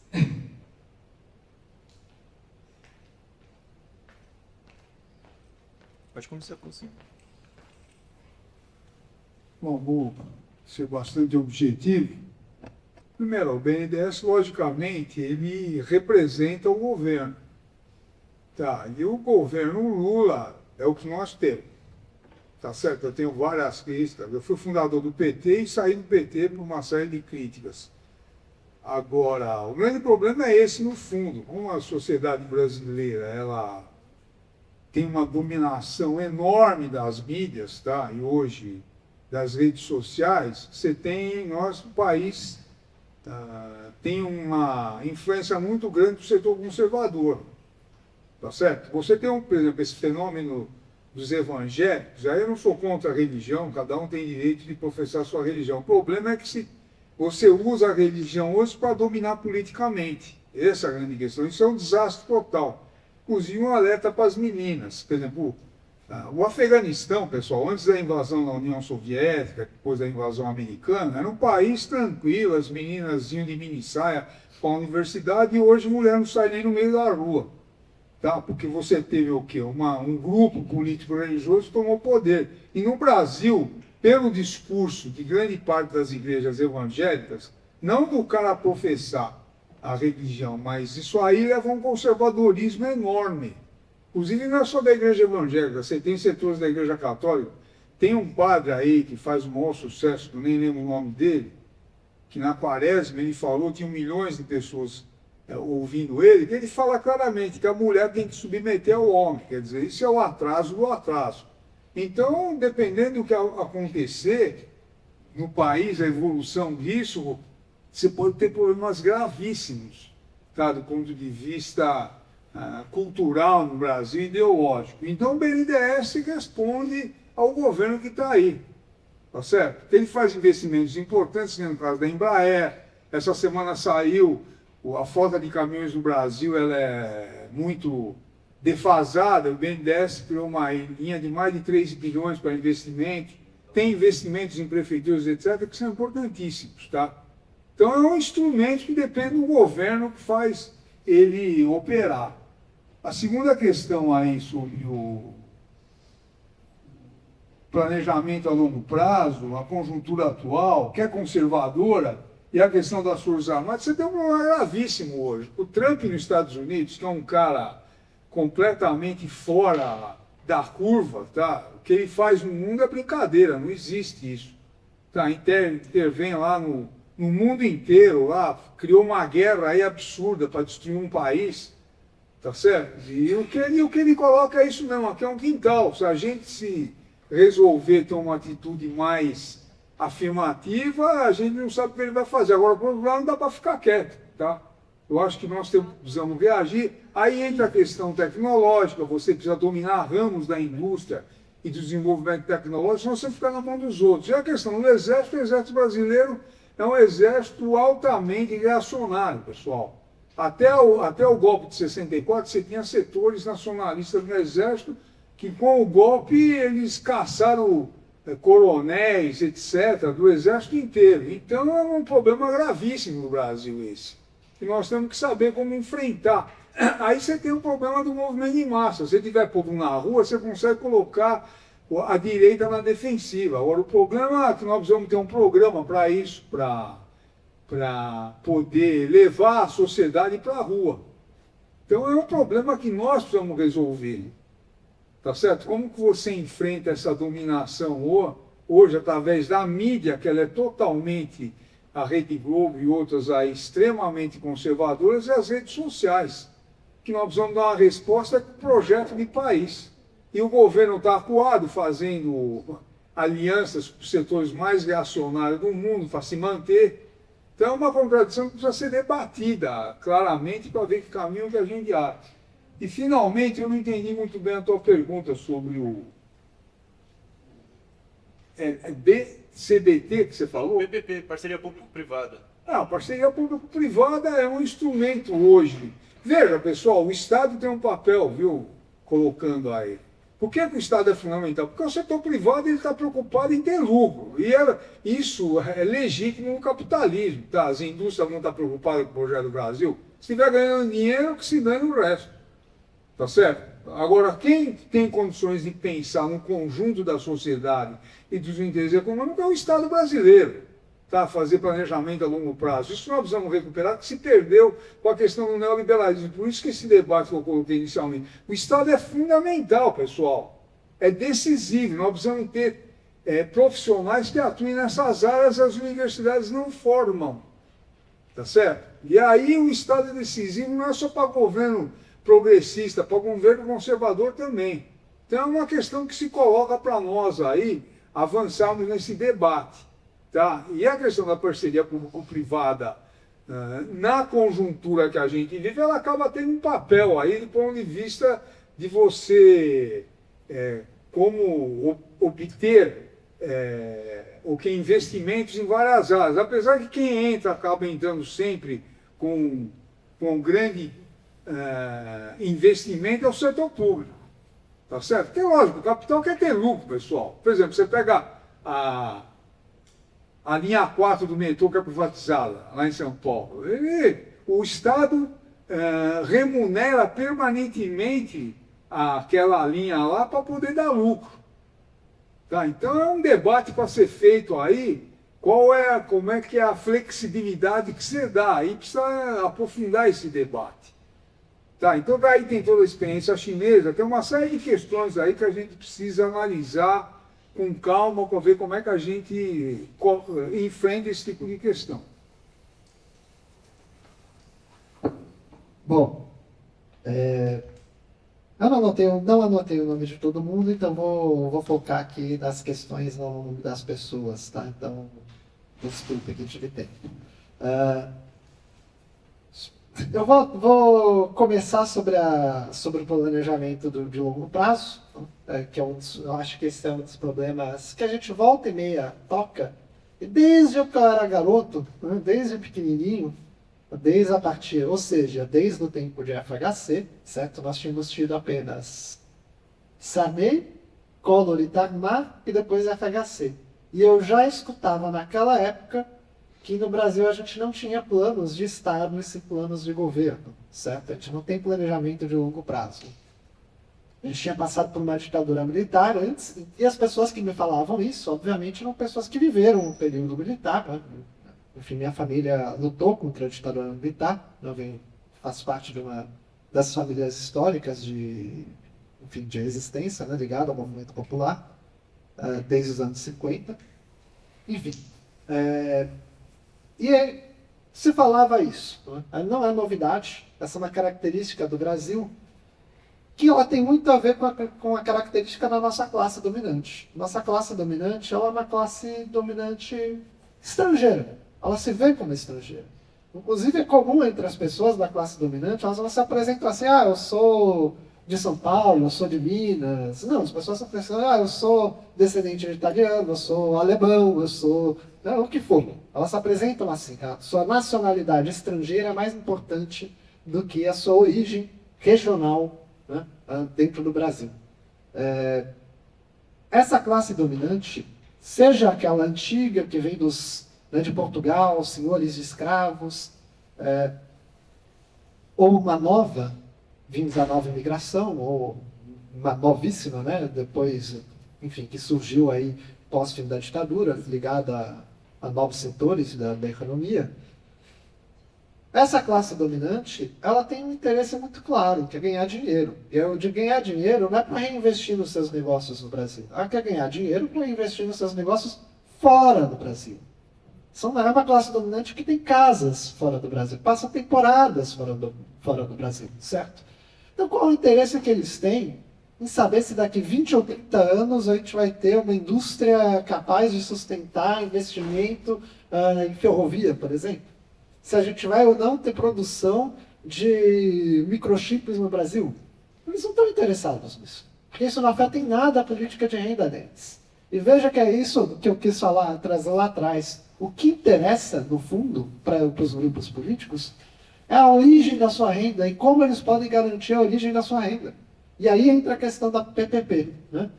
Parceria público-privada é apresentada como algo novo, né? Uma nova estratégia do neoliberalismo, às vezes apresentado como uma estratégia de organização da sociedade pós-século XXI.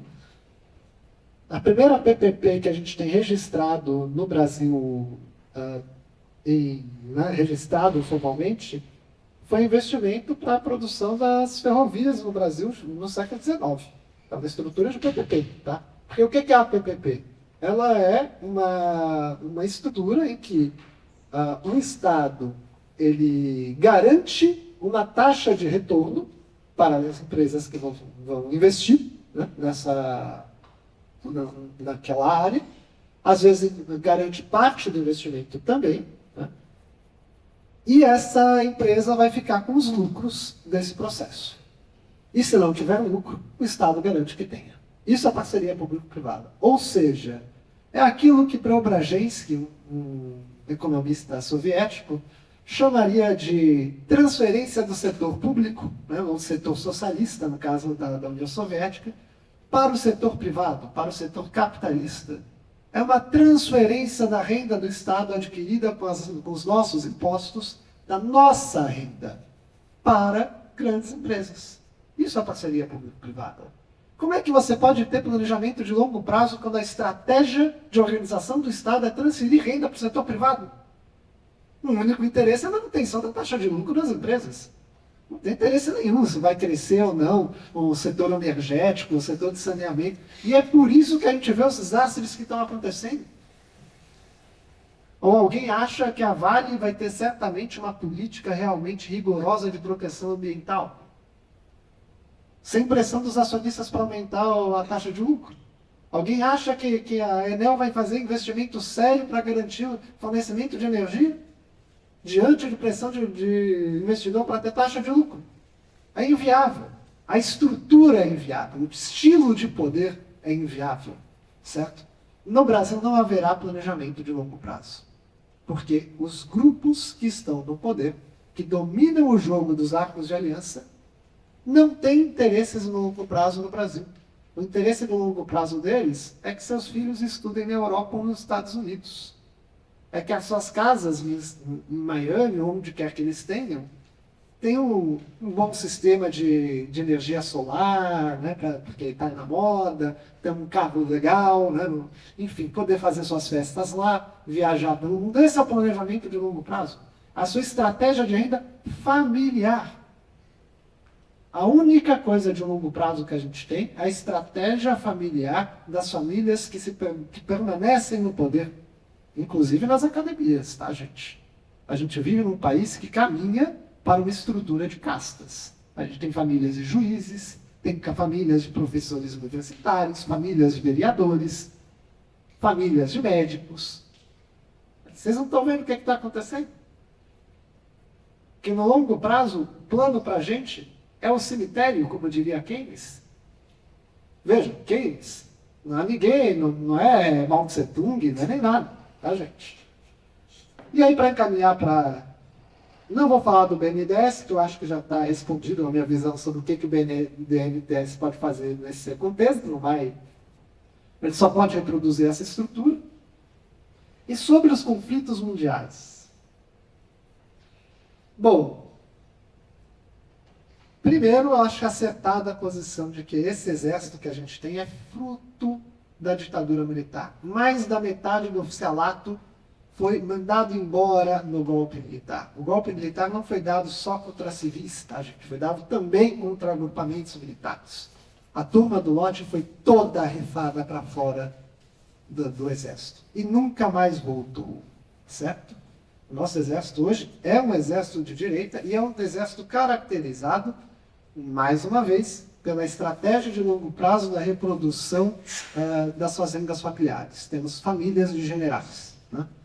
Então, bom, qualquer estratégia de segurança não pode passar por esse exército. A gente teria que ter outro. É essa a questão central.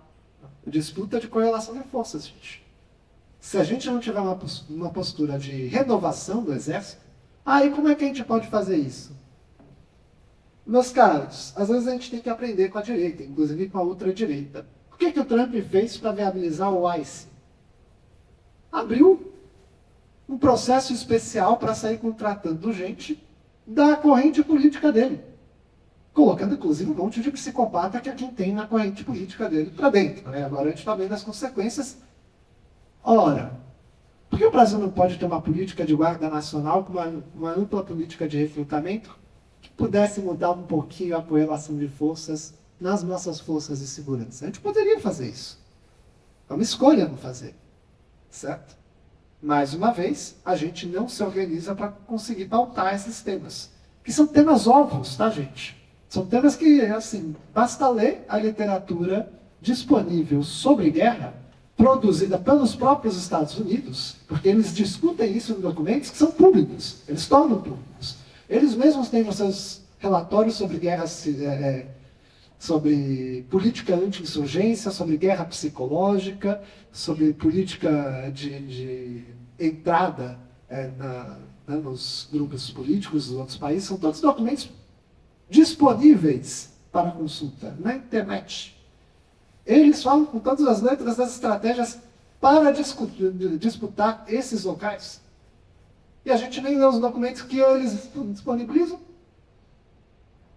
Algum de vocês já ouviu falar sobre o documento dos Estados Unidos sobre guerra psicológica, onde eles falam da estrutura de controle de mídias? É público. Entendeu? E a gente não fala. A gente não lê esses documentos. Então, a gente precisaria mudar muito a nossa postura. Certo? Muito. E aí, não adianta a gente fazer também discursos radicaloides, do tipo, a gente precisaria ter um exército com bomba atômica, muito míssil, muito etc., quando a realidade mostra que não é exatamente isso que funciona. Tá? Um exército popular com muitos túneis sobrevive e consegue se manter mais ou menos funcionando. O que está salvando o Irã, gente, hoje, não é a quantidade de mísseis que eles têm, é a quantidade de túneis que eles têm. Porque se você tiver míssil e puder ser acertado, não adianta nada. Se os seus quadros forem assassinados assim que eleitos, não adianta nada. Você precisa ter uma estratégia de proteção defensiva, se você quiser se defender nacionalmente.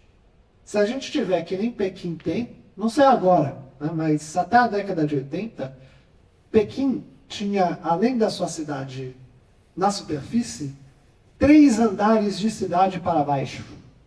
3 andares de cidade para baixo. Você não bombardeia Pequim.